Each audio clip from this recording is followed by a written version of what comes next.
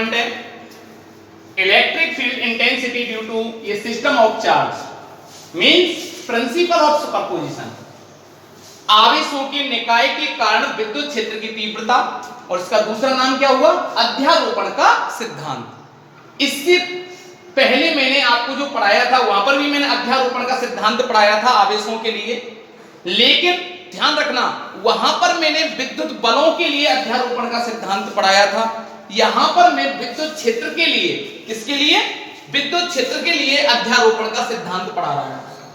ठीक है बेटा, अध्यारोपण का सिद्धांत मतलब क्या होता है, जब दो या दो से अधिक विद्युत क्षेत्र होंगे तो उनको हम कौन से सिद्धांत के द्वारा जोड़ते हैं, अध्यारोपण के सिद्धांत के आधार पर। राइट, तो देखो एक निकाय है, उस निकाय में ये आवेश रखे हुए हैं, आवेशों का एक निकाय है, जैसे यहां आवेश है Q1, एक आवेश है हमारा Q2,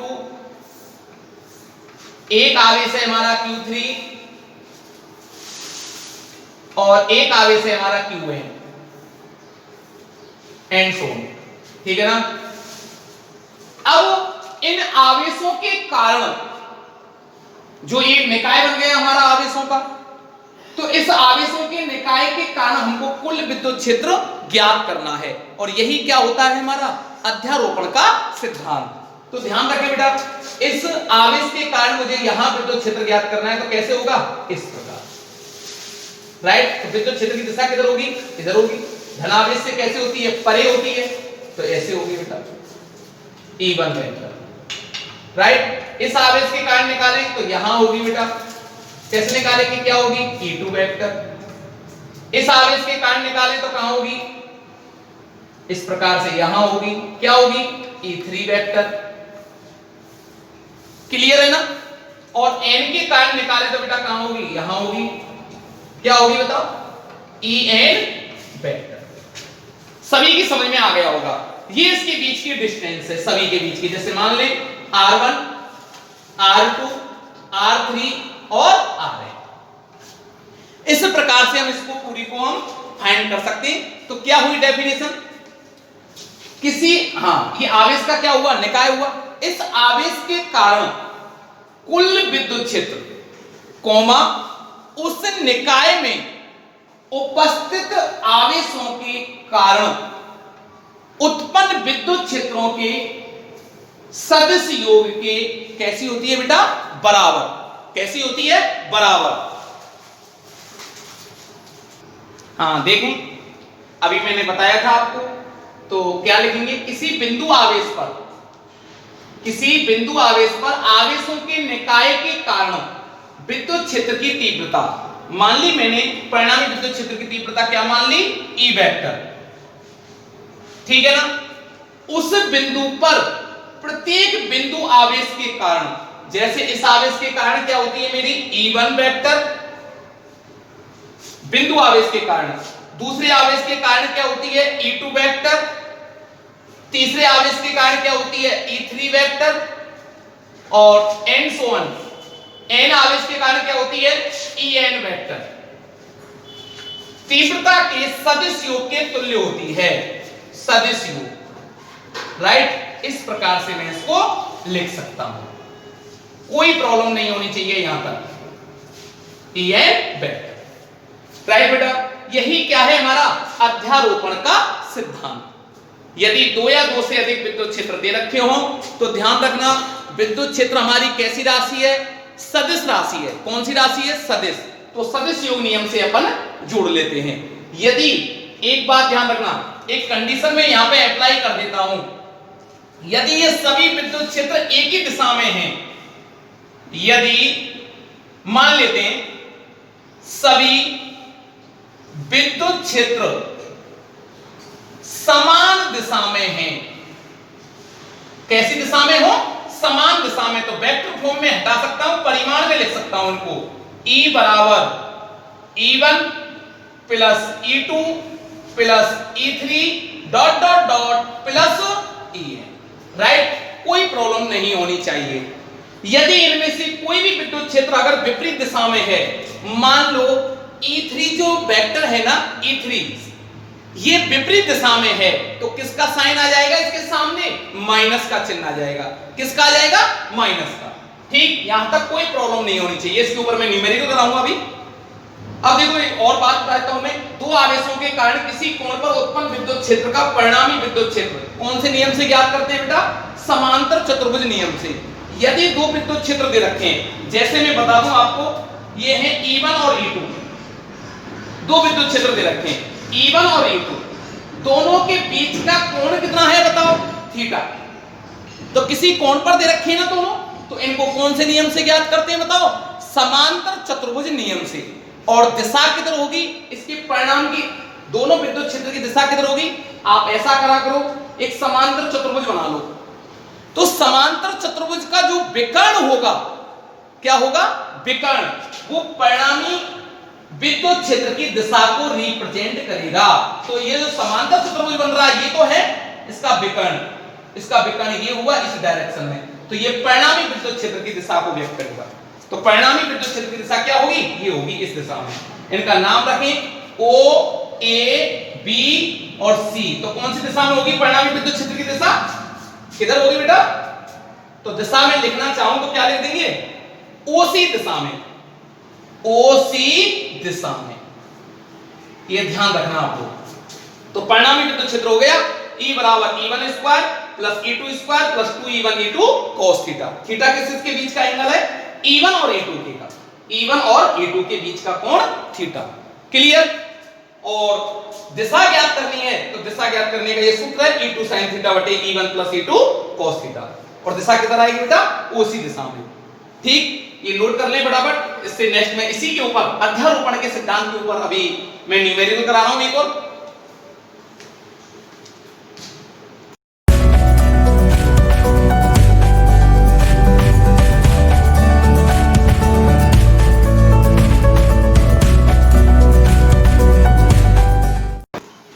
हाँ देखो बच्चों, एग्जाम्पल नंबर बेटा 17। ठीक, अच्छा एक बात और मैं आपको बता देता हूं कि बेटा मैं सबसे ज्यादा आपको सफिशिएंट न्यूमेरिकल करा रहा हूं, एक भी न्यूमेरिकल को आपके लिए छोड़ नहीं रहा हूं।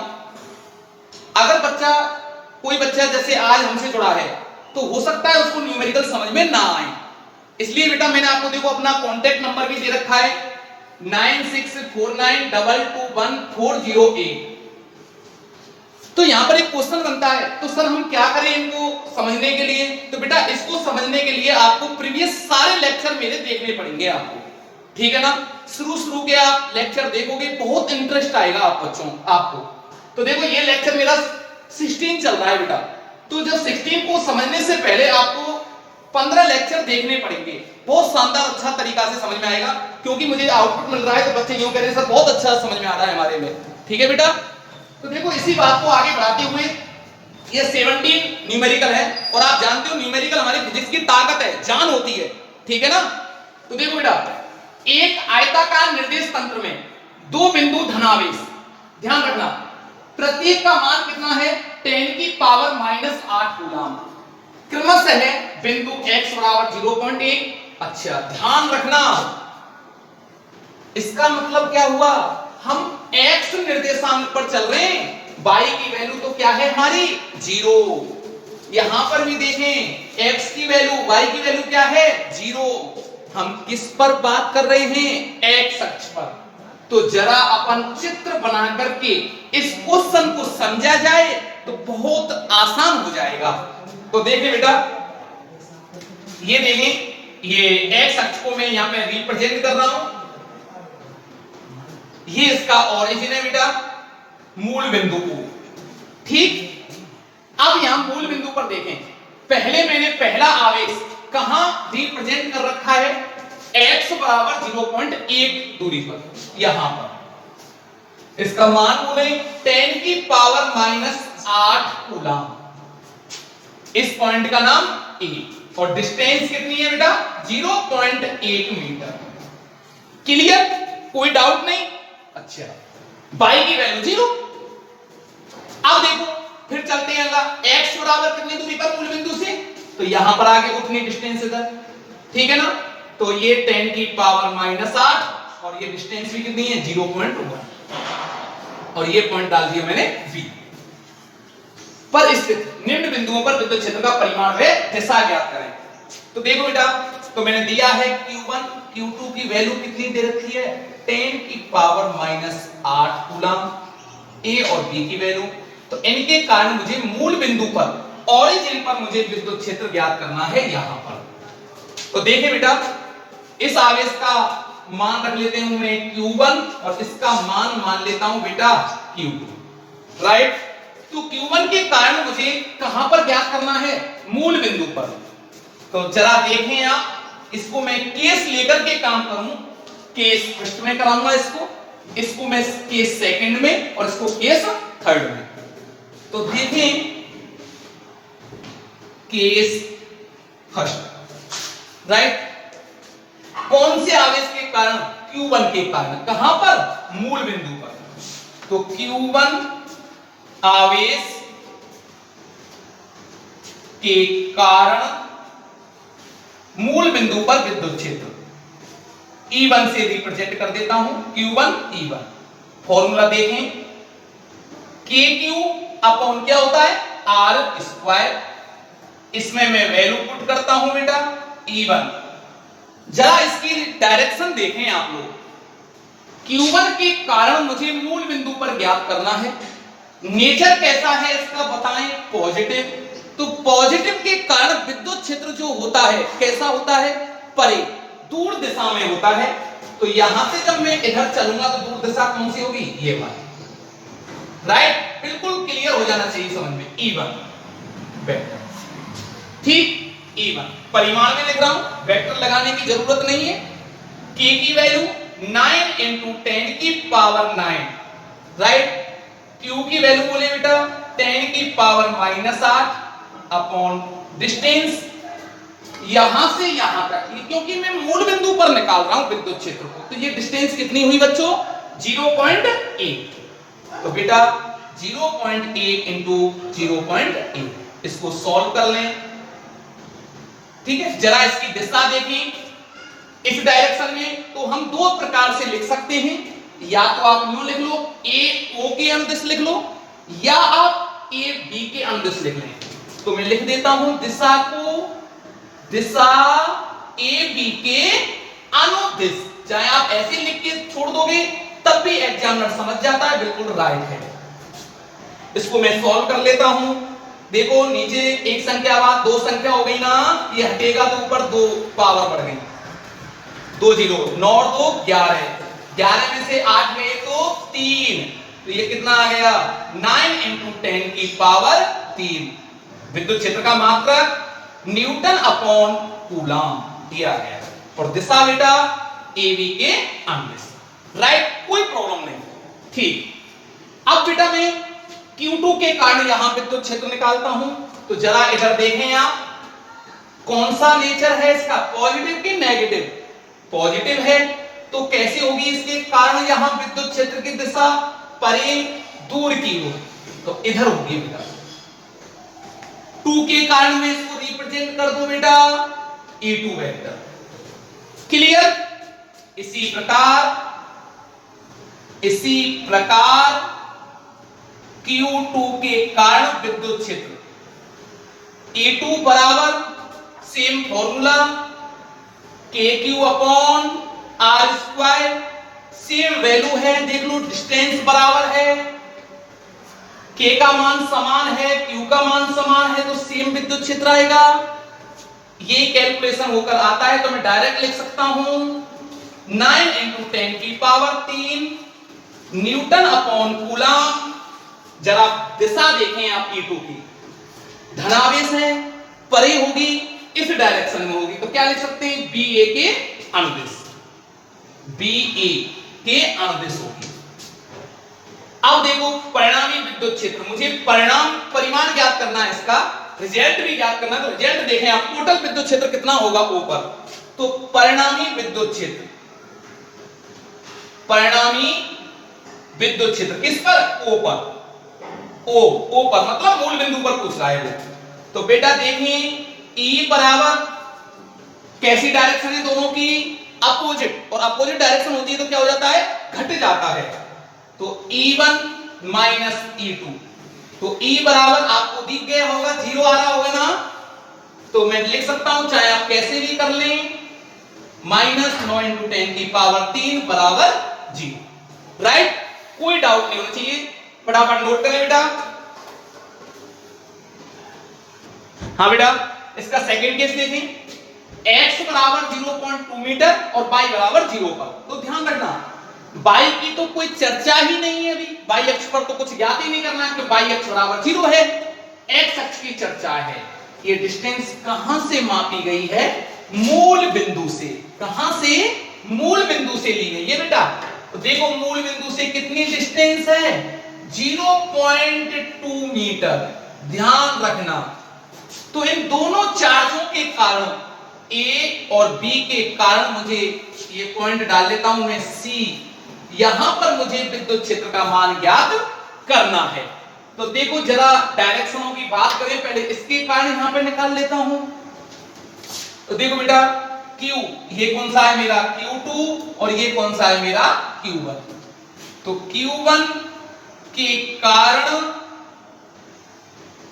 विद्युत क्षेत्र कहां पर बेटा? C पर ज्ञात करना है। C पर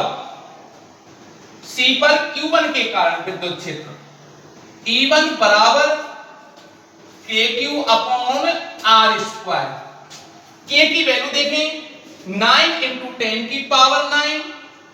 Q1 का मान, ये Q1 है, वही सेम परिमाण के हैं -R अपॉन डिस्टेंस देखो बेटा कहां से देखनी है? यहां से, तो वो 0.1 × 0.1, ये ऊपर हो गया, ये कट गया, तो बेटा कितना आता है? E1 बराबर 9 × 10⁻3, वही आता है सेम। देखो 2 0, 2 पावर बढ़ेगी, 9 और 2 11, 8, 11 में से 8 गया तो कितना बचा बेटा? 3, 9 × 10⁻3 वोल्ट अपॉन मीटर। डायरेक्शन देखो आप लोग बेटा, इसकी दिशा जो होगी Q1 के कारण कैसे नेचर का है? पॉजिटिव प्रकृति का है। तो पॉजिटिव के कारण कैसे होती है? यहां दिशा परे होगी, इससे दूर की ओर होगी, यहां पर कैसे होगी इस डायरेक्शन। तो देखो E1 वेक्टर, राइट।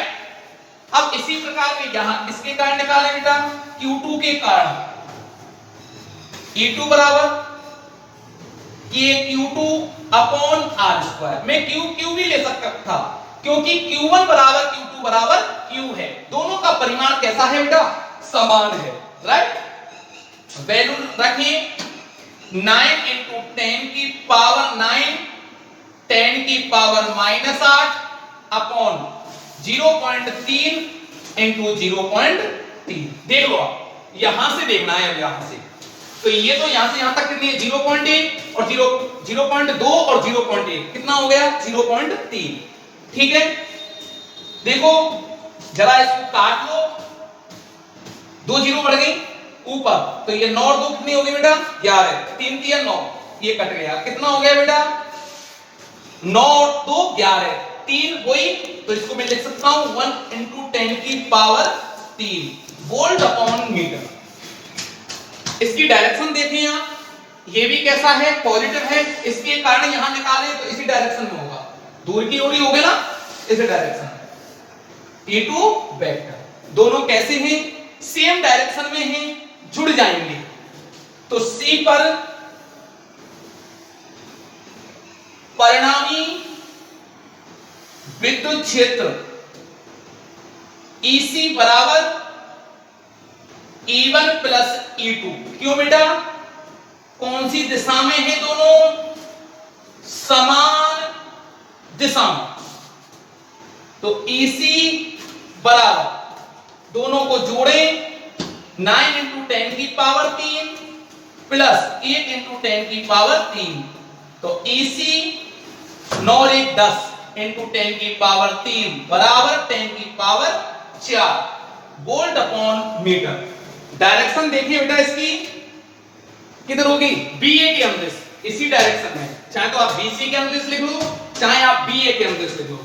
तो ये होगी बेटा BA की अनुदिश, राइट, ये नोट कर लें आप। अब मुझे ज्ञात करनी है कहां पर? C पॉइंट पर। तो केस थर्ड लिया जाएगा, x बराबर 0 लेते हुए, मतलब मूल बिंदु से y बराबर कितनी दूरी पर बेटा 0.1 मीटर की दूरी पर। यहां से मैं ऊपर जाऊंगा और यहां पर मुझे इस आवेश के कारण और इस आवेश के कारण विद्युत क्षेत्र ज्ञात करना है। नोट करें यार। हाँ देखें बेटा इसको, केस थर्ड डी बिंदु पर Q1 के कारण, देखो जरा इस चित्र को सबसे पहले समझें आप। ए बिंदु पर कितना चार्ज रखा हुआ है Q1 बराबर, ये Q1 बराबर और ये Q2 बराबर, हालांकि दोनों समान परिमाण के हैं। मैं लिख सकता हूं यहां Q1 बराबर Q2 बराबर Q, एक ही बात है, चाहे Q लिख लो चाहे Q1 लिख लो, कोई फर्क नहीं पड़ता इस बात से, ठीक है ना। ये डिस्टेंस मैंने तो पहले समझा रखी है। यहां से y अक्ष पर कितनी डिस्टेंस ली 0.1 मीटर की दूरी पर कोई बिंदु मैंने D ले लिया बेटा। यहां कौन सा बिंदु ले लिया है D। इस पर मुझे विद्युत क्षेत्र का मान इस आवेश के कारण और इस आवेश के कारण मुझे ज्ञात करना है। तो देखो इस आवेश कैसा चार्ज है, ये भी पॉजिटिव और ये भी पॉजिटिव, दोनों पॉजिटिव हैं। और जब दोनों पॉजिटिव होते हैं तो उनके कारण विद्युत क्षेत्र कैसे होता है, परे होता है। तो इस आवेश के कारण जब मैं यहां पे ज्ञात करूंगा तो विद्युत क्षेत्र की दिशा ऐसे होगी। क्या नाम रख ले इसका, E1 वेक्टर। ये भी पॉजिटिव है, इसके कारण भी कैसे होगी बेटा, दूर होगी, E2 vector, right, E2 vector, ठीक है ना। अच्छा देखो बेटा, अब ये बात समझने वाली है, डी बिंदु पर मैं Q1 के कारण अभी मैंने निकलना बताया था आपको, उस प्रकार से आप निकाल लोगे। E1 बराबर हो गया कि Q1 बटे R स्क्वायर, डायरेक्शन ED की अनुदिश A से D की, वैल्यू पुट करी, ये आ गया 4.5 इंटू 10 की पावर -3 वोल्ट अपॉन मीटर। इसी प्रकार